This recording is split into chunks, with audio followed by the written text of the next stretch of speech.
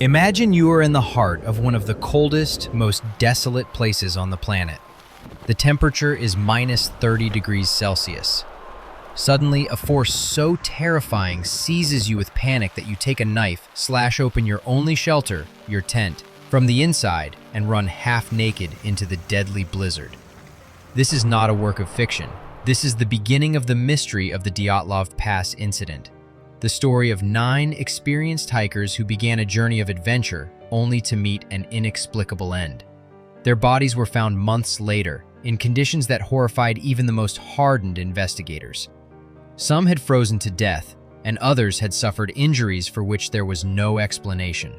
What could have terrified these 9 strong young people so completely? Join us as we step by step into one of the strangest and most unsettling unsolved cases of the 20th century. January 1959. The Soviet Union. A group of 8 men and 2 women, all elite students and graduates of the Ural Polytechnic Institute, were preparing for a challenging and exciting expedition. The group's leader was a 23-year-old named Igor Dyatlov. Their destination was Otorten Mountain in the northern Ural Mountains. On January 28th, one member of the group, Yuri Yudin, was forced to turn back due to severe leg pain. He hugged his friends, wished them luck, never knowing that this final goodbye would save his life. Yuri Yudin would be the sole survivor of the 10-person expedition. The group of 9 continued their journey. On February 1st, they reached the slope of a mountain known in the language of the local Mansi people as Kolatsiakal, meaning the Mountain of the Dead. Due to worsening weather and the start of a blizzard, they decided to make camp right there on the slope. The last photograph taken of them shows their struggle to pitch the tent amidst the powerful wind. Their journal entries, up to the very last moment, are completely normal and calm, showing no sign of tension or external threat. They didn't know that they would never see the dawn of the next day. On February 26th, the search party came upon a scene that sent a chill down their spines. The group's tent was almost completely buried in snow. But the strangest thing was that the tent had been cut open not from the outside, but from the inside. All of the group's belongings, boots, warm clothes, backpacks, and food were untouched inside the tent. Outside, the footprints of 8 or 9 people could be seen in the snow, leading down toward the tree line. But the tracks were strange. Some belonged to bare feet, others to feet wearing only socks. The tracks were not chaotic or frantic. It was as if the group had left the area in an orderly yet urgent manner. What could have compelled 9 experienced hikers to flee their tent without boots and warm clothing in minus 30-degree weather? The footprints led the rescue team 1.5 kilometers from the tent, to the edge of a forest. There, under a large cedar tree, the first bodies were found: Yuri Doroshenko and Yuri Krivonishenko. They were wearing only their underwear, and beside them were the remains of a small fire. What was strange was that the branches of that cedar tree were broken up to a height of 4 or 5 meters. This suggests that in the total darkness, they were desperately trying not only to gather firewood, but perhaps to climb the tree to get their bearings and find the tent. You might ask why they weren't wearing enough clothes. This is due to a real medical phenomenon called paradoxical undressing. In the final stages of severe hypothermia, a person feels a false and intense sensation of being hot, and they subconsciously begin to remove their clothes. A short distance away, 3 more bodies were found: Igor Dyatlov, Zaneta Kolmogorova, and Rustam Slobodin, who had a fractured skull. All of them had apparently died of hypothermia, but the main mystery was still hidden under 4 meters of snow. 2 months later, as the snow began to melt, the remaining 4 bodies were found at the bottom of a ravine.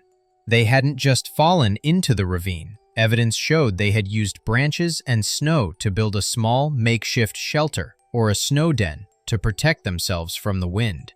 This meant that until the very end, they were fighting to survive in an organized and deliberate way. And it was here that the case turned from a tragedy into a terrifying enigma. 3 of these 4 individuals had suffered injuries that shocked the doctors. Nikolai Thibault Brignolel had a severely fractured skull. Lyudmila Dubinina and Semyon Zolotaryov both had multiple, major chest fractures. The medical examiner wrote in his report, "These injuries are similar to the force of a high-speed car crash." And the most horrifying detail? None of these internal injuries had any corresponding external marks, bruises, or wounds on the skin. It was as if a massive unseen force had crushed them from within. Finally, Lyudmila Dubinina's tongue was missing, a mystery that fueled speculation for years. However, many experts today believe this could be the result of natural decomposition in the wet environment and flowing water at the bottom of the ravine. The official Soviet investigation closed the case with a single cryptic sentence. The cause of death was an unknown, compelling natural force. This vague conclusion opened the door to dozens of theories. Let's weigh them fairly. Scenario 1. Slab avalanche. This is the strongest and most scientific theory today. Using computer modeling, researchers have shown that strong winds could have accumulated a heavy, compacted slab of snow over a weaker layer. A sudden slide of this snow slab, even a small one, could have struck the tent with immense pressure, causing those crushing internal injuries without leaving external wounds. This theory explains both the cutting of the tent from the inside to escape the pressure and why no signs of a large avalanche were found, as the evidence of a small slide would have been quickly erased by new snowfall. Scenario 2. A military test. This is a very popular theory. Locals reported seeing glowing orange spheres in the sky on the night of the incident. Is it possible the group unknowingly wandered into a secret weapons testing area, and the shockwave from a weapon caused their injuries? The weakness of this theory is that no shrapnel or blast craters were ever found in the area. Scenario 3. Infrasound. Some scientists believe that wind in the mountains can generate very low-frequency sound waves, which are inaudible but can cause nausea, intense fear, and uncontrollable panic. This phenomenon could have been the psychological trigger for their frantic escape from the tent. Other scenarios, like attacks by wild animals or supernatural beings, have almost no hard evidence, as no extra footprints or signs of a struggle were ever found. They remain mostly the stuff of popular culture.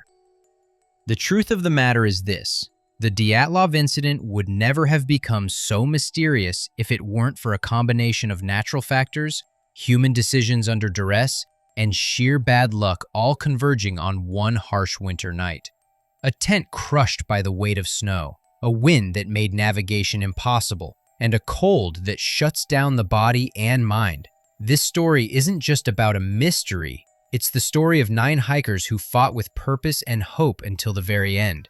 They built a fire, they made a shelter, and they tried to get back to their tent, but they didn't make it. It is a humbling lesson about the power of nature and the fragility of human life. What is your theory about this incident? Which explanation seems most plausible to you? Do you think the slab avalanche theory explains everything, or is there still a hidden secret at play? Be sure to write your opinions for me in the comments. If this video has drawn you into this great mystery as much as it has me, please like the video, and to immerse yourself in more dark and unsolved cases, subscribe to the channel. See simple, think deep,